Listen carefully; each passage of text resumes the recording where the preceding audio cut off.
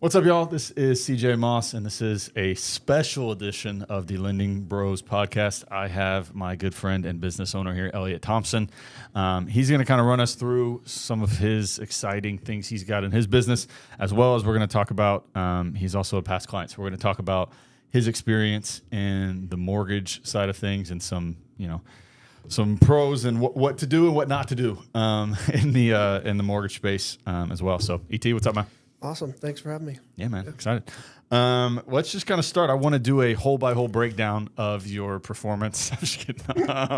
Exactly. But just kind of what do you do? What's the company that you own? Let's start there. Yeah. I've been in the commercial office furniture space for, 8.5, 9 years. Family business that my mom started, and I recently have taken that over. Congrats, bro. Yeah. Long-time Herman Miller dealer, kind of our flagship partner and product manufacturer. In 2022, I guess, we parted ways with them, which is kind of a kiss of death in our industry, quite frankly.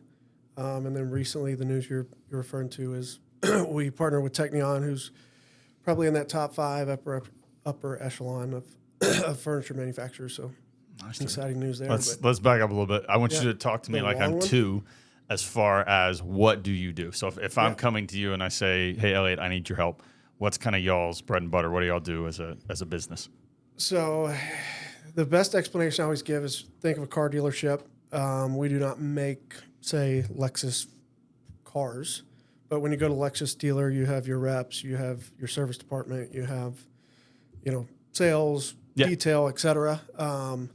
But they're known as a Lexus dealer. So we represent a multitude of manufacturers. Typically, you have that flagship brand, Cornerstone.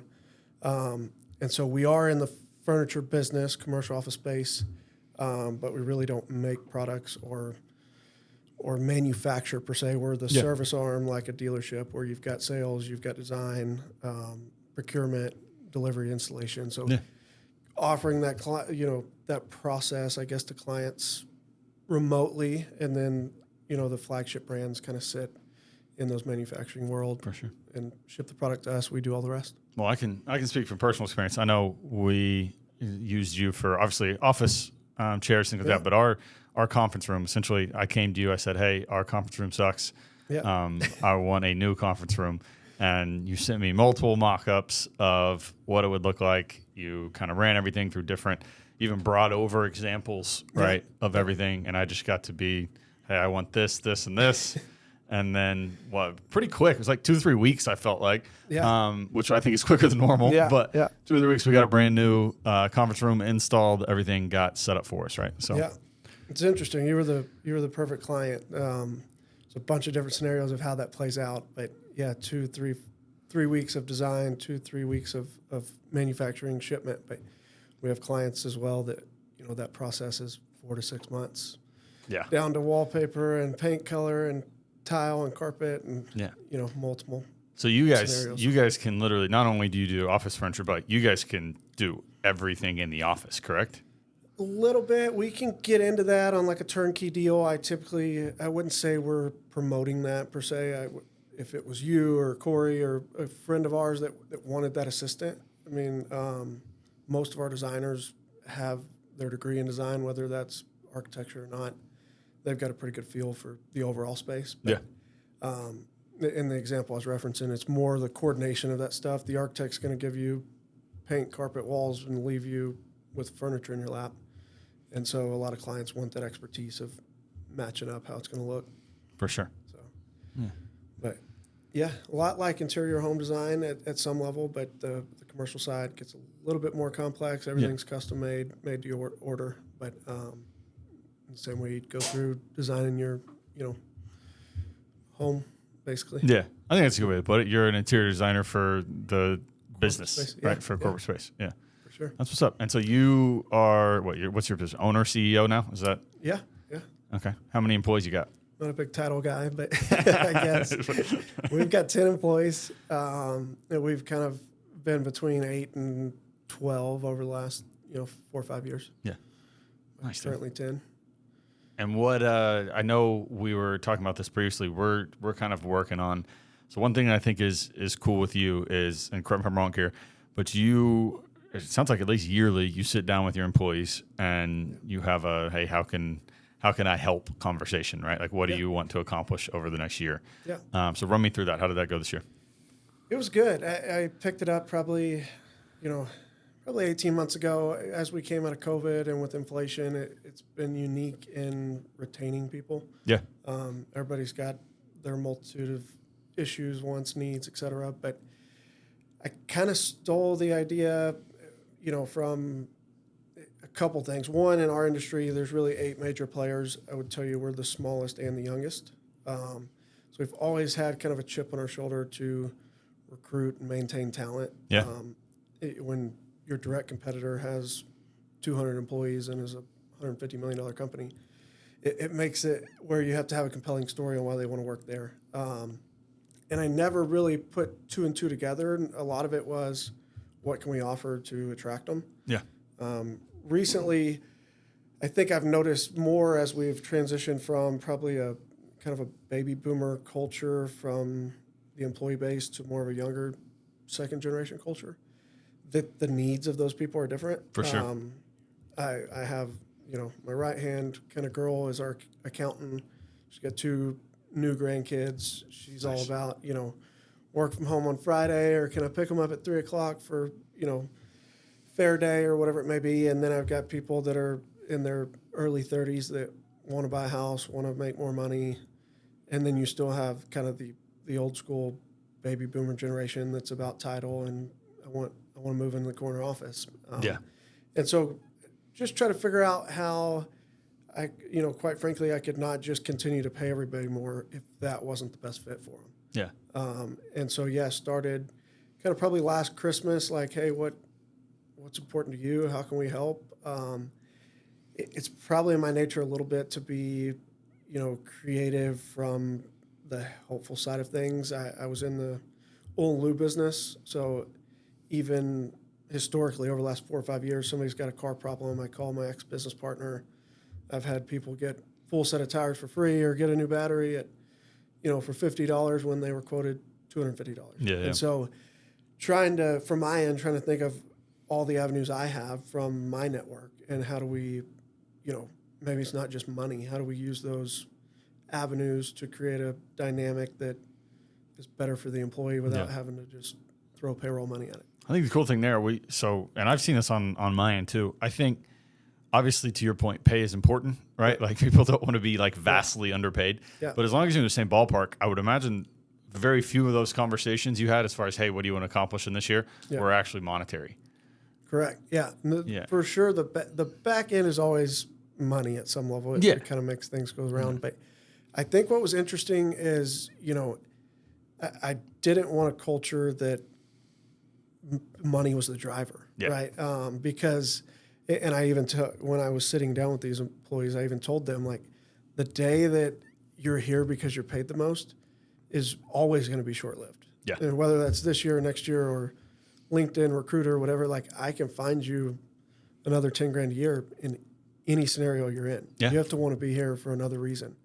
And so that's where I kind of had a conversation with you of, like, what makes the employees' goals and the company's goals kind of one and the same. And that's really what I try to focus on is what, the running joke is, what does, say, Amanda, what makes Amanda here happy, healthy 10 years from now? Yeah. And it's not, oh, she got a 3.5% raise each year. No. Yeah, exactly. And so, knowing their families, knowing their spouses, being involved in what they do in their personal lives has always been important because I feel like that's my competitive edge to create value in their lives. We tend to be super pro-employee, probably almost to a fault. I've always taken, speaking of Gary Vee, I've always taken that path of, like, if I can treat them undeniably the best that they've ever been treated, then they're going to turn around and treat everybody else in our office, vendors, clients the same way. Well, I mean, the cool thing is, and you probably already experienced this, right? Like, at that point, they almost become your recruiters for more employees, right? 100%. Like, the better you treat your employees, the more they talk about it, the more it seems like they want. But also, to your point, $150 million company with 200 employees, like, even if they wanted to do that, you really can't execute it at that level. Right? We've used our size and kind of the family-owned, second-generation, smaller entity as an advantage, and Yeah. that was always the part that I not had trouble, but I always was trying to figure out how do we do that. There's an imbalance at some level. If I had 200 employees, I'm limited on certain benefits, on certain offerings, et cetera. How do we use those kind of against the competition? Yeah. No, I love that. Dude. And you know from your business, like the people are what make it work.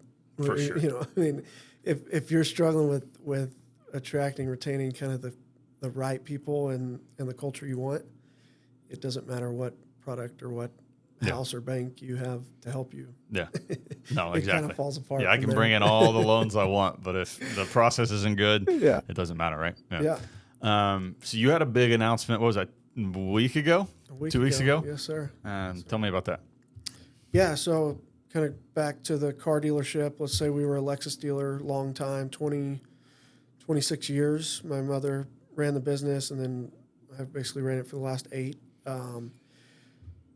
Basically, I'm going to dumb it down to cars, but Lexus. Please dumb it down as much as you can, please. Let's say Lexus bought Jaguar.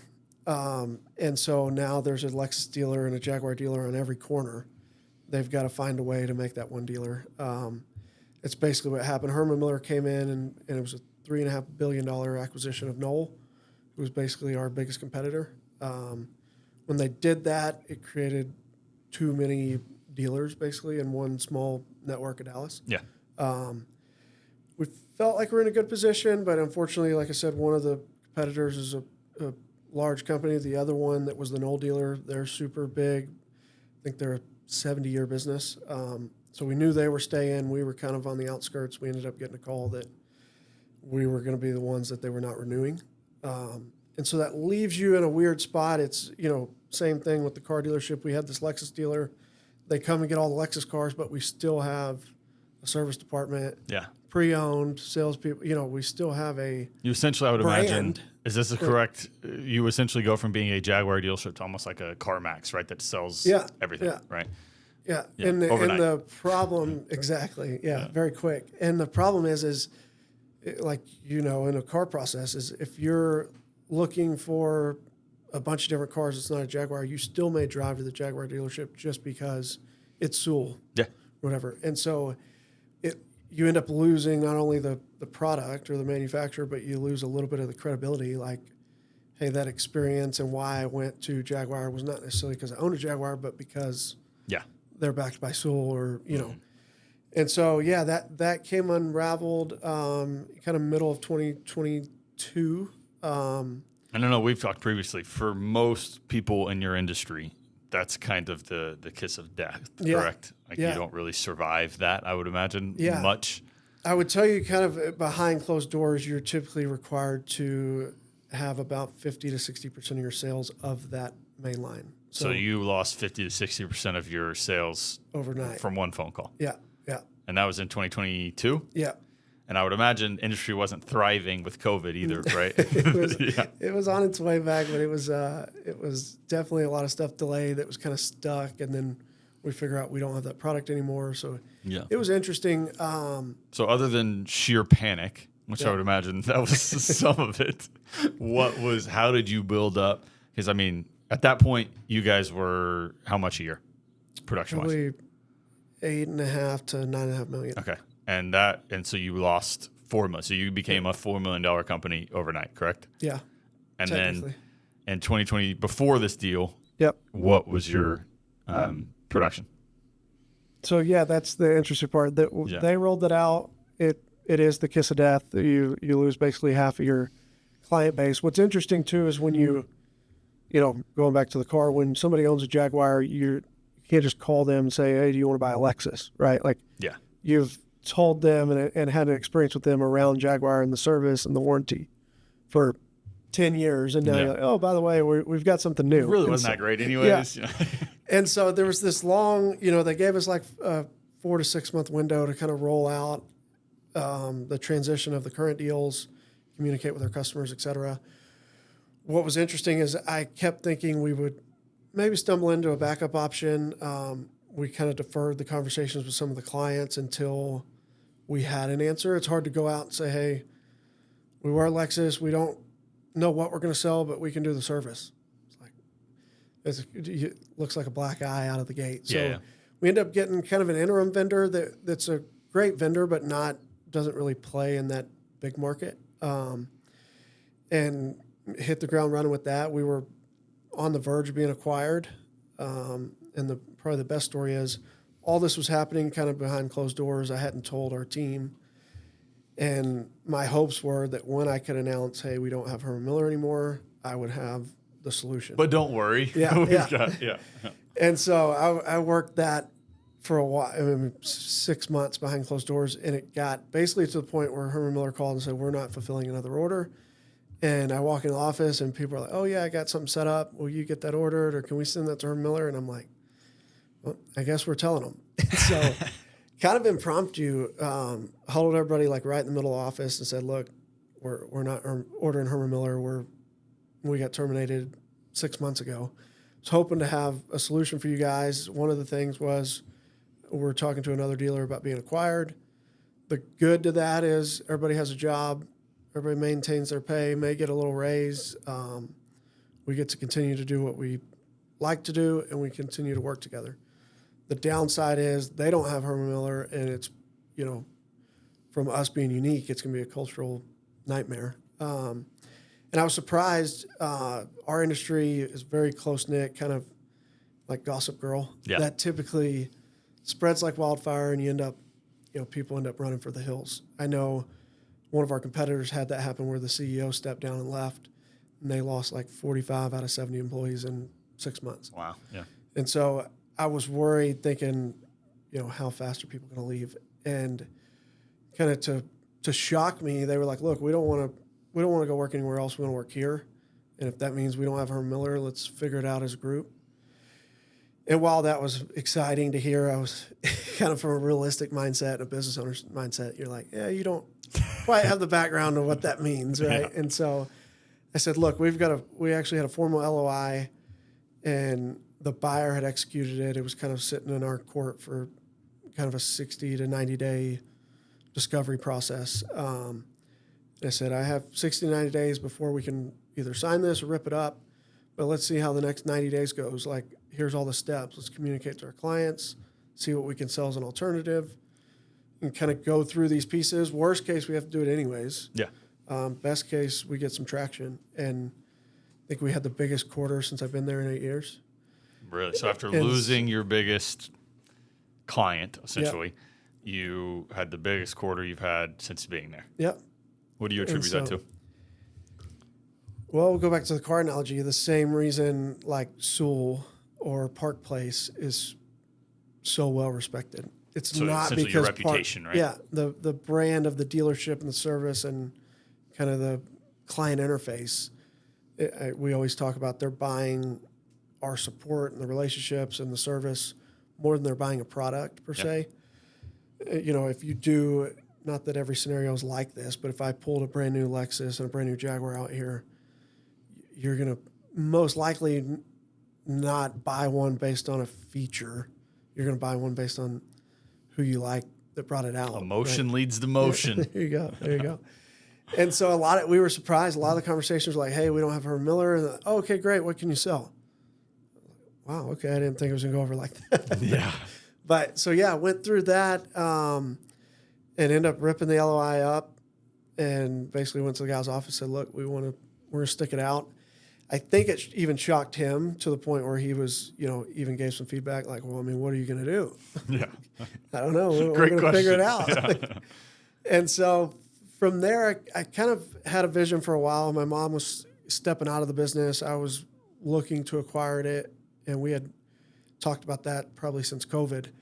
But she was really the sales vehicle in things for a long time, for 20 years. And so I was trying to find a balance of how do I do what I'm good at, but also have a vehicle to drive sales, new clients, et cetera, and end up communicating with Kevin, who's kind of now my partner.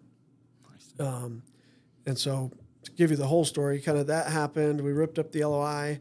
I put a decent little plan into motion of let's see how the next 6 to 9 months go, get our feet under us. Let's approach some other major manufacturers. I honestly thought the credibility going to them and saying, hey, look what we've done without Herman Miller would be more telling than kind of the panic button. Hey, we lost Herman Miller. Y'all want to partner? Yeah. And so it worked out. We ended up having our biggest year since in the last 10 years for 2023. Led me to a couple conversations with some key salespeople, and I ultimately landed with a guy that was at our competitor for 16 years as basically the right-hand man to the owner. Even more fitting, he's known me and my parents for 30 years. I think I played a junior father-son golf tournament with him when I was 5. Wow. So it was nice. And he was looking for kind of a 5 to 7 year deal to do something more memorable and have a legacy. And I was looking for a guy that had that credibility in the sales world and what we do. So ended up being a perfect match, kind of, especially even for timing, helped me kind of get my 5 to 7 year plan into motion without, conceding a bunch of the business. Yeah. And we put that partnership together, I guess, late February, kind of signed in March after the acquisition was final with Mindy. And then you fast forward basically 90 days and we make the announcement that we have a new partner, which is basically our Lexus replacement, Jaguar. And so what's the company's name? Technion. What does Technion add to the business? What's that going to do for 2025 and beyond? Yeah, definitely from a growth vehicle, it's, I would tell you if you don't have what we call it, kind of a flagship brand, you're probably $15 to $20 million is kind of your max end range. Okay. And that it's not a bad business, and there's plenty of people that argue it's a great little niche to be in. The hard part is when you get into the higher end, larger corporate clients, they've kind of got standards within those majors. And so it definitely opens that door back up to the architects and designers, et cetera, to the bigger corporate business. I think in the interim, what's been interesting is the partnership's been really good. The way we culturally go to market and treat our people, very similar to how they do.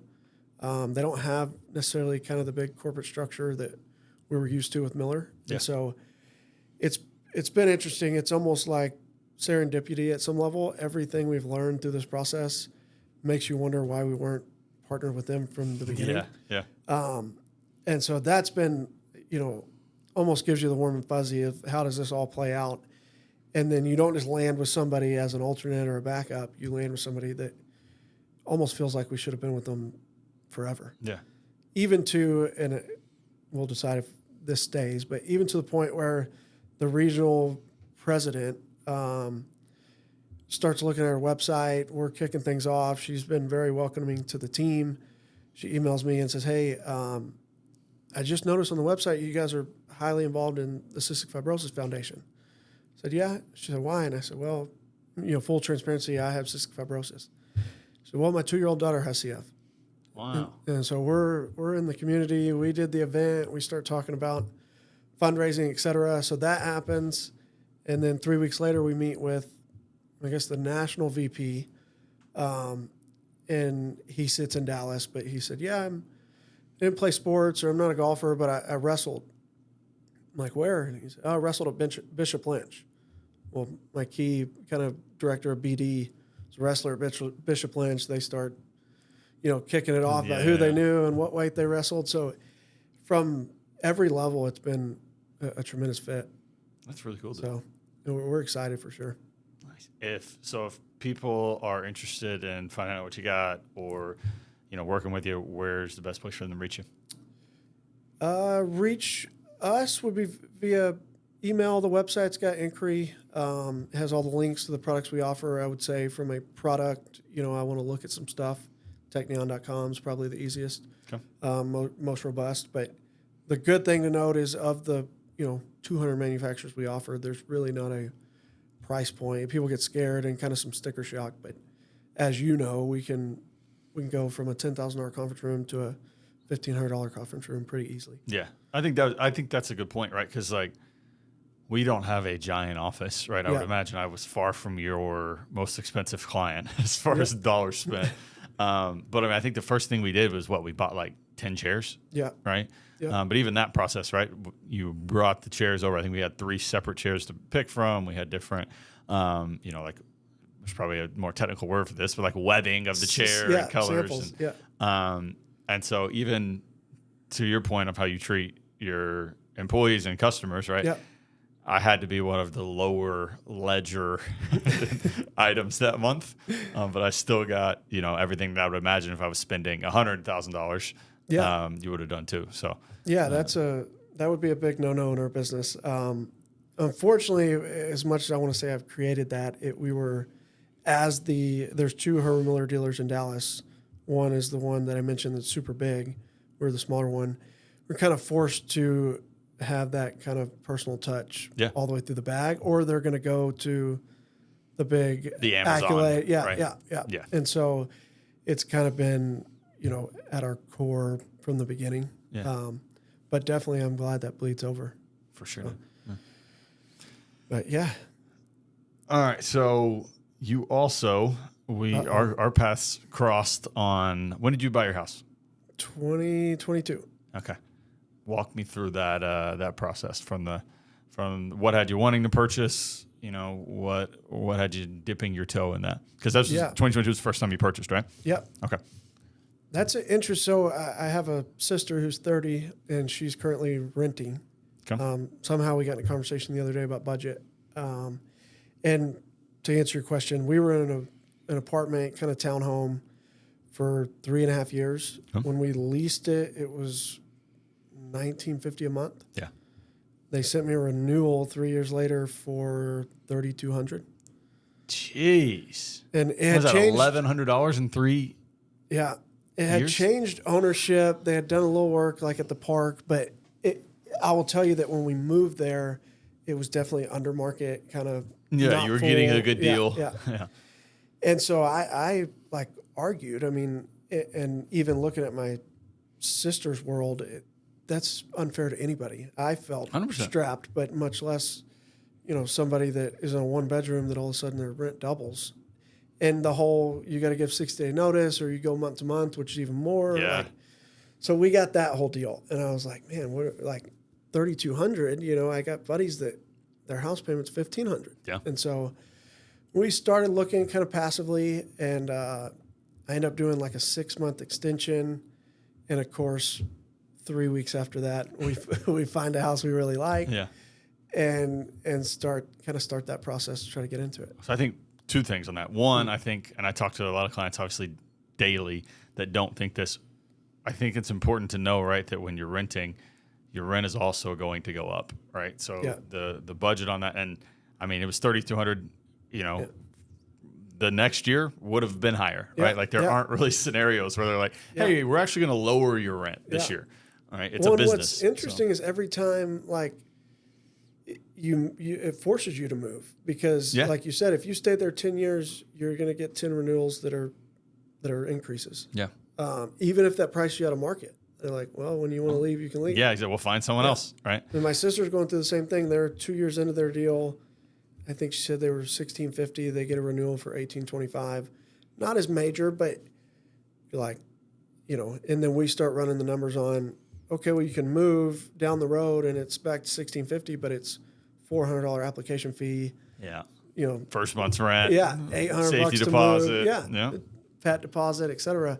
So you're just handcuffed, really. And so finally felt like my only option was to figure out maybe how to get out of that. What was interesting is really my buying window in my mind was when rates were 2-3%. Yeah.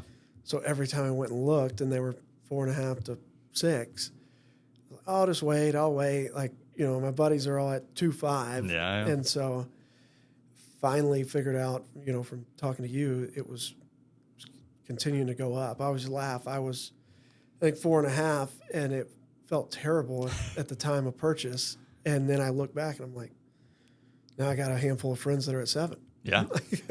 Yeah, for sure. So the days at 2.5 or more seems like that 2019-ish. So right in the beginning of COVID, so probably mid 2020. Okay. Was when we saw 2s, 3s. Yeah. For sure. But the downside of that, right, is if you were trying to buy a home in that time, like unless it was new construction, you got under contract. Yeah. I had multiple clients that were, and this is not me even dramatic, offered $100,000 over sales price and did not get it. Yeah. And we're not really even considered to get it. So people always look back on the like, the glory days of the 2.5%, 3%. But like, hey, if you're down in Austin, like you were paying 300,000 over sometimes. So I promise you would trade your 4.5 for the value you got it at. Definitely. Because that's the other thing. Do you know what your home's worth now? I have a rough idea. You bought it like for the what? Little 570. And what do you think it's worth now? 640. And that's 2 years? 2 years. Yeah. Yeah, that's awesome, dude. Yeah. And so it's been great. The to your point, 2020 was wild. My dad sold his house of 18 years. That was, I think he built it for 380. Yeah. Obviously he had it 18 years, but the realtor was like, you can price it between like 795 and 900. And it was so crazy to the point was that my dad was like, we're not putting it on the market for it's not a $900,000 house. Yeah. And so they posted for like 809.99 or whatever. And within 24 hours, he had an 879 and an 889. Yeah. And the girl's like, I told you could have posted for 900. But so yeah, it was interesting from your perspective. How are those people handling that? Is the appreciation caught up that fast? If you pay 150 over asking, how does it appraise for that? So that was definitely more of a thing, right? You definitely had some low appraisals for sure in that time period. And a lot of times you were having to make the offer with what's called an appraisal waiver, which means that, hey, I don't care if this comes in $200,000 low, you still cannot get out of the contract due to appraisal. So and this is, for clients that are holding off buying, right? Yeah. For when rates drop, this will come back. Yeah. I had listing agents who were friends that literally would not even consider an offer if it didn't have an appraisal waiver. It was a prerequisite to purchasing a home. So you had that. Yeah. But I think it really in any scenario, if you were to buy today, I would tell you the same thing. If you're purchasing a house and you're expecting in the next year to it be profitable, it's probably not going to happen. Yes, there are times in history, like if you would have bought in 2019, by 2020, you would have made all your money back, right? But most of the time when purchasing a house, 2-3 years is when you start profiting on it. Yeah. The average person lives in a home for every 7 years, right? But I talk to clients all the time that say like, okay, well, what if I move in a year? Yeah. And the answer is you probably shouldn't buy if you're looking to move in a year. Yeah. But the amount of people who move in a year intentionally are very low. Yeah.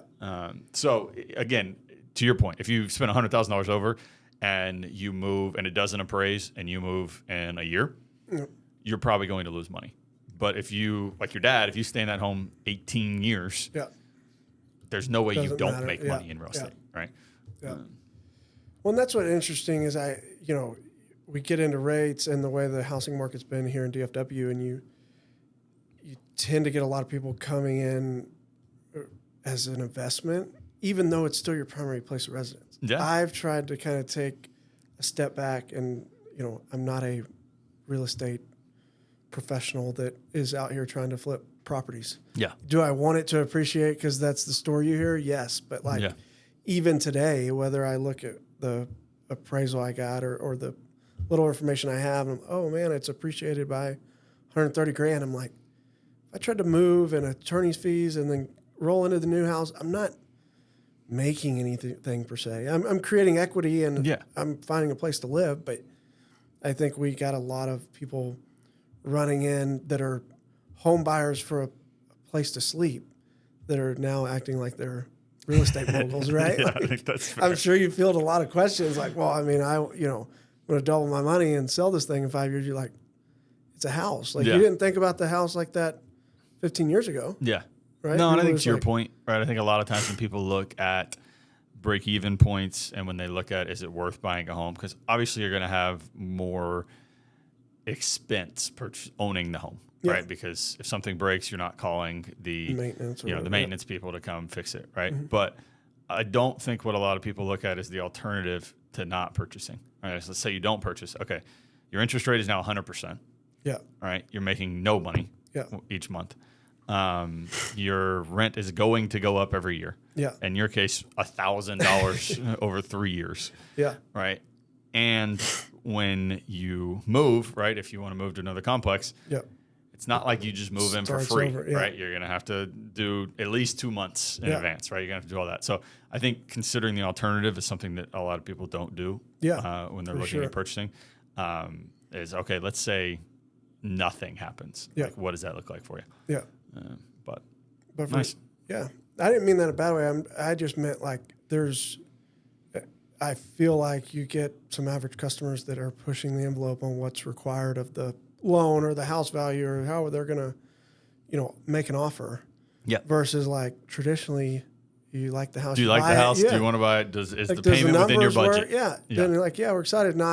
I got caught up in it. Like, well, is it going to appreciate? I mean, my buddy, bought his for $300 and now it's worth $500. Like, it turned into like this investment vehicle that we all missed out on. Yeah. Like everybody turned it into a craze. But tell me about, obviously you used us to purchase your house, right? So good, bad, or ugly. How did that go? Yeah, no, you guys did a fantastic job. I worked with you guys, another buddy of mine that was a realtor. I recommend you guys both, but I think I tend to have a better story with you guys because it was in my background as finance, it was a impeccable kind of process. The follow-up from kind of a business owner to business owner, the way your team handles stuff, the way I get the communications was fantastic. Some of the uniqueness of the deal, first-time home buyer, what do you call it, personally employed or self-employed, working through how that's documented, et cetera. That seemed like it was a breeze. And then we did the rate buy down, which I didn't even know what that was. And so, it always is a head scratcher of like how many times does that process occur outside of you guys at the Moss Group that somebody never gets that opportunity because they don't know to ask. For sure. Yeah, I think that happens a lot, for sure. They get approved for mortgage, they see their numbers. And more so even, like, if on the real estate side or anything like that, like, talk about killing deals, right? Like if there's no excitement about purchasing, if it's just like, here's your approval and here's your numbers, right, 20% down or whatever it is, like if those numbers don't work, what happens then, right? Like there's got to be some creative aspect to it. But so we did the whole, I think the house was listed for $565. We offered $575 with the $10,000 seller credit. Yep. I wanted my payment kind of in a certain range. We were probably on the outside of that. And then with that structure, we ended up being well below it. Yeah. And then since the communication, like I probably appreciate it because I know how hard it is, whether it's our service, side where we're following up with people, checking in, et cetera. But the communication quarterly of here, you want to have a quick call, we'll tell you about the market, opportunities to refinance, or as simple as a text or an email. Here's what rates did this last quarter. Here's what we're anticipating. But I'm still in that kind of 3-year window of the buy down. Yep. And so it's just enough information not to overkill somebody, but enough to keep me, keep my eyes peeled and at least feel like somebody's supporting me for when. Because we're working our way down to your rate. We're getting there. Give it time. But so the process start to finish was simple. The portal, how you guys handled all the paperwork on the front end. I will tell you that between my dad being involved in the purchase, my first purchase, the self-employment piece, I tend to struggle financing a car, right? Just trying to get all the information and knowing what's what. But much less a house. I was probably intimidated at some level.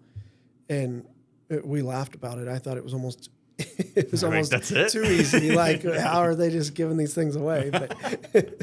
But no, I would recommend you guys, I almost wish you guys did more because the process from start to finish, the more it includes you, I think the easier it was. Nice, dude. I appreciate that. Yeah. Awesome, man. Well, I think we'll go ahead and wrap up. That is the Lending Bros podcast. Again, this is Elliot Thompson. We'll throw his information in and where to reach him. And then thank you so much for joining us today. Cool. We'll cut it. I probably need to redo that whole thing, huh? Yeah. Cool. thanks so much for joining us today. This was the Lending Bros podcast. This, again, is Elliot Thompson. And so if you need to reach him, we will throw his contact information in. Thanks for being here, dude. Yes, sir. Thanks for having me. Easy enough.